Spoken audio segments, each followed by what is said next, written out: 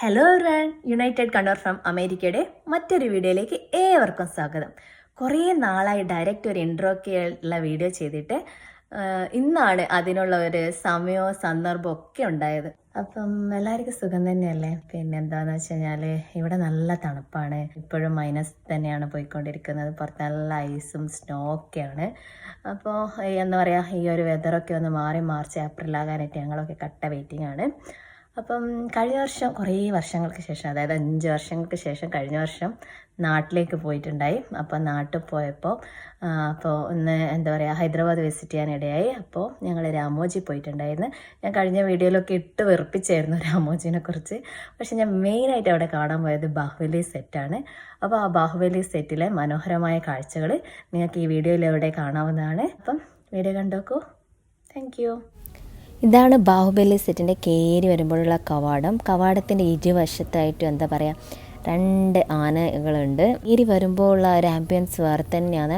ഇവർ ഈ ബാഹുബലിയിലെ ആ മൂവിയിലെ സോങ്ങൊക്കെ ഇട്ട്, പിന്നെ ബാഹുബലിയിലെ കുറേ ലോഗ്സൊക്കെ ഇല്ലേ, അതൊക്കെ ഇടയ്ക്ക് അത് ഇങ്ങനെ കേൾക്കുന്നുണ്ടായി. അപ്പോൾ അങ്ങനെ ഒരു എന്താ പറയുക, ഒരു ബാഹുബലി ലോകത്തേക്ക് കടന്ന ഒരു ഫീൽ എനിക്ക് തോന്നി. കാരണം ബാഹുബലി പോലത്തുള്ള ഫിക്ഷണൽ മൂവീസിൻ്റെ ഒരു വലിയ ഫാനാണ് ഞാൻ. അരുന്ധതി ഇങ്ങനെയുള്ള കുറേ തെലുങ്ക് മൂവീസ് ഉണ്ട്. നിങ്ങൾ കാണാത്തവർ കണ്ടു നോക്കുക കേട്ടോ. കുറേ പഴയ മൂവീസാണ്. അപ്പം മുതലേ ഞാൻ കാണുന്നതാണ്. ഇങ്ങനെയുള്ള മൂവീസ് എനിക്ക് ഭയങ്കര ഇഷ്ടമാണ്. അപ്പം ബാഹുബലി പോലെയുള്ള ഫിക്ഷണൽ മൂവീസ് ഇഷ്ടപ്പെടുന്നവർക്ക് ഈ ഒരു സെറ്റ് ഭയങ്കരമായിട്ട് ഇഷ്ടപ്പെടും. പിന്നെ ഇതിൻ്റെ എന്നാൽ പറയാൻ പറ്റില്ല, ഈ ഒരു സംഭവമാണല്ലോ ഈ VFX നമ്മൾ ഇത്ര എഫക്റ്റിൽ കാണുന്നത് എന്ന് ഓർത്ത് എൻ്റെ അമ്മോ നമ്മൾ അത്ഭുതപ്പെടും. ശരിക്കും പറഞ്ഞു കഴിഞ്ഞാൽ അതിൻ്റെ ആ കവാടത്തു നിന്നൊക്കെ ഇങ്ങനെ എന്താ പറയുക, ഈ ഭടന്മാരൊക്കെ ബാഹുബലി 2ലേക്ക് ഇങ്ങനെ എറിഞ്ഞു വീഴുന്ന കവാടമൊക്കെ കാണും. ഈ കവാടം അങ്ങനെ അവിടെ നമ്മൾ കാണുമ്പോൾ ഇങ്ങനെയെന്നൊക്കെ ഞങ്ങളിങ്ങനെ ചിന്തിച്ചു. പിന്നെ അവിടെ തന്നെ ഒരു ടെമ്പിളും എല്ലാം ക്രിയേറ്റ് ചെയ്ത് എല്ലാം ഈ ഓരോ സ്ഥലങ്ങളും ബാഹുബലി മൂവി കാണാത്ത ആൾക്കാർ വളരെ കുറവായിരിക്കും എനിക്ക് തോന്നി. ഒരു ശരാശരി ഇന്ത്യക്കാർ മൊത്തം കണ്ട സിനിമയായിരിക്കും. പിന്നെ ഈ മൂവിയോടൊന്നും ഒട്ടും താല്പര്യമില്ലാത്ത ആൾക്കാരുണ്ടാവില്ല, അവരെ മാത്രം കണ്ടില്ലെന്നിരിക്കും. എന്നാലും ഒരുവിധം എല്ലാ ആൾക്കാരും കണ്ട ഒരു മൂവിയായിരിക്കും. അപ്പോൾ ഓരോ സ്ഥലങ്ങളും ഓരോ കോർണറിലും ഓരോ സംഭവങ്ങളും കാണുമ്പം എനിക്ക് എനിക്കിങ്ങനെ ഓരോ സീൻസ് റിക്കലക്റ്റ് ആവുന്നുണ്ടായി.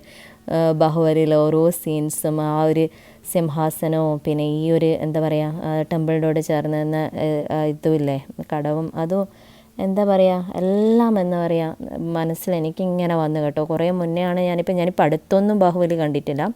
1ഉം 2ഉം ഒന്നും കണ്ടോ ആ കുതിരയുടെ അതിൻ്റെ സിംഹാസനത്തിൻ്റെ പിറകായിട്ട് വരുന്നത്. അതിൻ്റെ നേരെ ഓപ്പോസിറ്റാണ് ഇവിടെയാണ് ദേവസേനൻ. അത് ഞാൻ എടുത്തില്ല. ദേവസേനൻ്റെ സ്റ്റാച്യൂം ദേവസേനനെ കെട്ടിയതും ചങ്ങലക്കിടുന്നതും ആ സംഭവങ്ങളൊക്കെ എല്ലാം ആ ഒരു സെറ്റും എന്താ പറയുക രാജസന്നിധിയും എല്ലാം നല്ല കിടിലായിട്ട് കാണാനും എന്താ പറയുക ആ മൂവി ഒന്ന് റിക്കലക്റ്റ് ചെയ്യാനും ഇതിൻ്റെ VFX ഒക്കെ കുറിച്ച് ഓർത്ത് ഇങ്ങനെ എന്താ പറയുക അന്ന് വിട്ടു നിന്നു. ശരിക്കും പറഞ്ഞാൽ ഇത്തവണത്തെ വരവിന് അറ്റ്ലീസ്റ്റ് ബാഹുബലി സെറ്റെങ്കിലും കാണാൻ പറ്റുമല്ലോ എന്ന് ഓർത്ത് ആശ്വസിക്കുന്നത്. എവിടെയും വേറെ എവിടെയും അങ്ങനെ കാര്യമായിട്ടൊന്നും പോകാനൊന്നും പറ്റിയിട്ടുണ്ടായില്ല. കുറേ വർഷങ്ങൾക്ക് ശേഷം നാട്ടിൽ വരുന്നതുകൊണ്ട്, പിന്നെ ഇവർക്കാണെങ്കിൽ കുറേ വർഷം കഴിഞ്ഞിട്ട് നാട്ടിൽ വരുന്നതുകൊണ്ട് എന്താണെന്നറിയില്ല, അവന് 1 വയസ്സുള്ളപ്പോൾ വന്നതാണ് US-ലേക്ക്. പിന്നെ വരുന്നത് ഈ തവണയാണ്. അപ്പോൾ അവൾക്ക് ഈ ക്ലൈമറ്റും ഈ ഒരു അലച്ചിലൊന്നും വലിയ സെറ്റാകുന്നില്ല. പക്ഷേ ഈ ഒരു എന്താ പറയുക ഈ പൽബാൽ ദേവനും ബാഹുബലിയൊക്കെ അടികൂടി ഈ സംഭവം കണ്ടപ്പോൾ കുറച്ച് ഇഷ്ടമായി. അതിൻ്റെ കൂടെ കളിക്കാൻ ഭയങ്കര ഇഷ്ടമായി. എന്താ പറയുക കാളക്കുട്ടന്മാരോട് അവർ കുറച്ച് ഗുസ്തിയൊക്കെ പിടിച്ചു.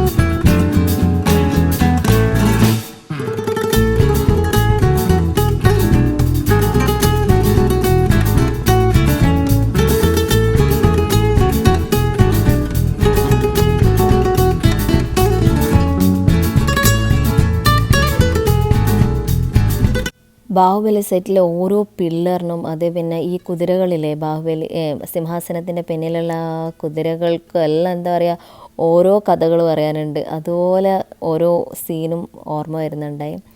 അപ്പം ഞങ്ങൾ നേരെ പോയത് പിന്നെ സിംഹാസനത്തിലാണ്. അവിടെ ഇരുന്നൊരു ഫോട്ടോ എടുക്കാമെന്ന് വെച്ചപ്പോൾ അവിടെ ഇങ്ങനെ ആൾക്കാരൊക്കെ ഇങ്ങനെ കൂടി പിടിച്ചിരിക്കുവാണ്.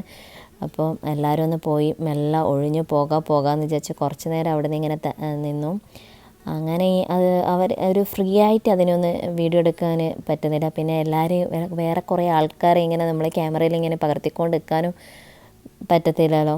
അങ്ങനെ പക്ഷേ എങ്ങനെയായാലും ആ സിംഹാസനം കിട്ടത്തില്ല, ഒറ്റയ്ക്ക് കിട്ടത്തില്ല എന്ന് മനസ്സിലായി. ഞാൻ പിന്നെ കുറച്ച് അവിടെ നിന്ന് ഇവിടെ നിന്നൊക്കെ വീഡിയോ എടുത്തു. ലാസ്റ്റ് എങ്ങനെയോ കുറച്ച് ഫോട്ടോസ് എടുത്തായിരുന്നു. ഞങ്ങൾ അതിൽ ഇരുന്നിട്ടൊക്കെയുള്ള കുറച്ച് ഫോട്ടോസ് എടുത്തു. ഫോട്ടോ എടുക്കുന്ന സമയത്ത് വീഡിയോ എടുക്കാൻ പറ്റിയില്ല.